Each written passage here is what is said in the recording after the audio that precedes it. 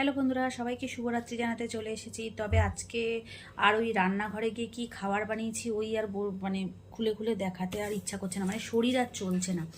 মানে সকালে বেরিয়েছি, সকালে বলতে খুব সকালে না, তাও যা বেরিয়েছি আস্তে আস্তে বিকেল 5টা 5:30 বেজে গেছে। বাবার অফিসে গেছিলাম মার পেনশনের ব্যাপারে, তো সেটা তোমাদের কাছে শেয়ার করেছি বাবার অফিসটা। তারপর ওখান থেকে আবার ব্যাংকে এইসব কাজ করে আস্তে আস্তে আস্তে আস্তে না অনেক মানে বিকেল হয়ে গেছে।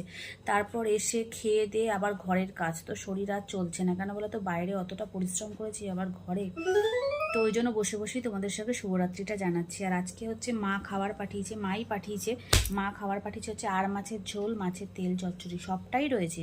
এসে খেয়েছি, এছাড়াও এই এখন রাতে খাবো, শুধু ভাতটা বসাবো। তা ভাতও বসিয়ে দিয়েছে, মানে মেয়ে বসিয়ে দিয়েছে।